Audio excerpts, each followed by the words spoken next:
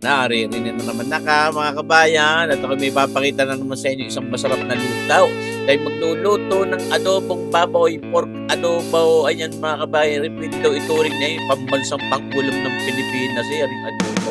Yan na tayo nagpainit ng ating magic magnet at tinitisting natin kung hindi didicate. Siyempre, ating na-season na ulit ng masarap yan, ng maayos at ng hindi didikit dyan. Diyan may marami akong lulutuin ngayon, mga nasa 3 kilo yan. Ay di ating utay-utay na ilalahok ng talagang hindi dumikit yan sa ating magic wok. Yan how, hindi ko binibiglang inilalagay agad lahat mga kabayan. Ay di yan how, utay-utay. Kaya ako nga, tunay naman mga kabayan, isa pa rin na rin sa mga inihanda ko nung bisperas ng bagong taon mga kabayan. Isa-isa nating ipinapakita sa inyo. Tunay kayong hindi ko naman pwedeng palampasin at na hindi nyo makikita. Ay sa yung mga dati ko ng mga in-upload ng mga ganitong klase ng luto ay baka hindi pa napapanood ng iba. Ay di aray, nag-upload ulit tayo ng panibago. Tari mas pinasarapan natin kung tutusin mga kabayan sa sistema ng ating ginawang pagluluto na rin ating pork adobo. Ayan, pambansang pangulam ng Pilipinas. Yan yung adobo, galing yan sa Espanyol na salita na adubar. Yun ho, kung tawagay, parang ang sabi sa Tagalog ay parang pinaasiman yan. Kaya yung adobong yan, di po pwedeng mawala ng suka. Nako, ay talagang yun na nagpapasarap hindi yan sa ating adobo. Kaya ating subaybayin ho sana, panunood na rin ating lutong aray mga kabayan hanggang dulo. Ito kayo mag-shout out din ng karikait mamaya. Ang dami nagre-request ng shout out. E di sana kayo nanunood yung mga nagpapa-shout out na yan. Yan ha, utay-utay nating inalagay niya plus diya sa ating magic wok na. Kaganda naman nga, hindi na-decay. Yan ha, mga kabayan. Naman yung ating magic wok na yun. Ipakita ko na rin sa inyo kung paano ko sinison yan. Kaya talaga napakabisang paglutuan. Ito ng ating adobong ito, mga kabayan, kung tutuusin, napakasimpleng luto, kayang-kaya nyo rin. Wala yung natutuwa rin lang talagang ipakita sa inyo rin aking sistema. Dahil kayo naman may inyo rin sistema, ayan ho. Ito ang ating padaling itaw, ay yan, ating parang ipiniprito muna ng karikitsang babaw. Hindi muna ho natin sinasangkot siya sa mga bawang at sibuyas. Ano, parang sinisir muna natin. Yan, mga kabayan, ng mas maganda ang luto. Matanggal din natin yung lansa niyan. Ay, kita nyo ba gayaan? Yan yung ating baboy na yan ay pork liempo. Yan ho. Yan ay binawas ko doon sa aking nilitsong pork belly roll. Ayun. Kaya tayo nagkamero para mapaganda natin ang hugis ng ating pork belly roll na yan. Tinabas-tabas na natin at yung mga tinabas kong yan, sinahog ko pa dun sa sadyang pang natin, pang adobo. Ayan, no? Kaya yun yung nasa mga 3 kilo yata yung ating nilulutong iyan, mga kabayan. Ay, kita nyo ba gayan? Aha, talaga namang napakasarap na yan At yung hinahango na ngayon, utay-utay. At ating babawasin yung mantikang yaon.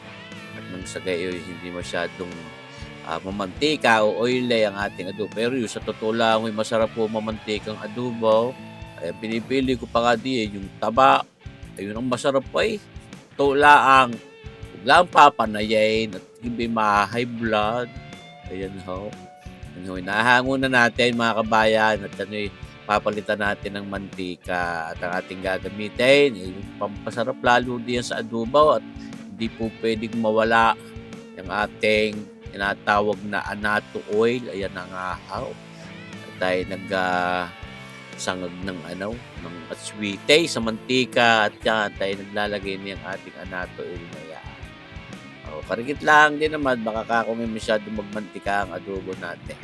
At tayo magsasangkot siya ngayon ang bawang na yan na hindi pwedeng mawala sa adobo ay kulang. Yung iba nga ang gawa pa at lalong naalala kong aking ama pag nag-aadobo hindi lalagay ng sibuyas. Okay ka, ako naman nga pagka masarap na yung bawang lang ang gamit pag sinahogan mo pa ng sibuyas na yan, duda ko'y mas masarap. Baka may dulot na tamis ng karikit iyan, mga kabayan. Tunay naman kayo. Lagi magkasagpi yung bawang at sibuyas, mga kabayan. Yan naman ang mga pampasarap talaga sa mga sangkutsahe. Tunay kayo. Talaga namang pagkagarni ang ating pangulam, nakakapaanli-rice. Yan, nilalagyan rin ating paminta, ay kadami. Para mas mabangaw at siyempre para mas masarap lalo. Oh, 'di ba nga? Kaya sabi yung mga babae daw, ang mga lalaki daw ay mas magaling daw magluto sa mga babae. Papayag na kayo daw mga kabayan, kababaihan. O paano daw mga babae suti matipid maglagay ng mga panimpla. Ayun, ang mga lalaki daw hindi. Naglagay tayo ng mga 4 na kutsarang toyo at ito mga 2 kutsarang oyster sauce. Mga kabayan, talaga namang hindi puwedeng mawala at baka hanapin ng panlasa. Ano, nilalagay na natin mga kabayan diyan sa ating kawali. Hindi muna natin inilahat at para nang mahalo natin ng husay-husay muna.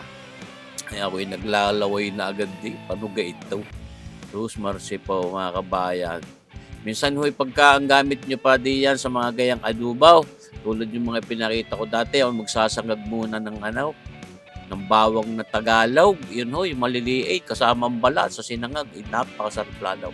At itong tinubigan, papagayaan mga kabayan ng ating mapalambot, hindi rin magtutaw. May ating kinulaw, yung dinagdagan ko pa ng sabaw iyaw. Hindi ko na lang naipakita kaya parang dumami sa bawa yan. Kaya lalagyan na natin itong suka, ang ating paboritong suka, ang ginagamit diyan sa lahat ng mga lutuin kung yan basta gagamitan ng suka ay di yung red cane vinegar. Napakasarap mga kabayan. Pagkalipas ng mga 1 minutong nakutuan yung ating adubong niya, saka natin hinalaw. Kaya para may tamis ng pang-ibig, ayan ho. May karikit na tamis din, pampasarap lalo. Nakitaan 1 kutsaritang brown sugar na putlain. At iyaw, nakita ninyo, pampatingkad ng lasa ng ating babaw, 1 pork broth cube. Yan, pwede din yung ilagay kung ibig. Pwede rin namang buwag kung ayaw. Pampasarap yan. Yung ang walang gay ay masarap na nilagyan mo pa ay di lalo mas masarap. Ayun, pinatitingkad yung lasa ng ating baboy. Yan, tunay na parang malapit na sa katotohanan. Ay, nakaw! Dahil di yan ako tuwa, kaya nalagyan din natin ng karikit na black caramel at para mas maganda ang kulay. Ay habang ginagawa ko, gusto kong mag-shout out.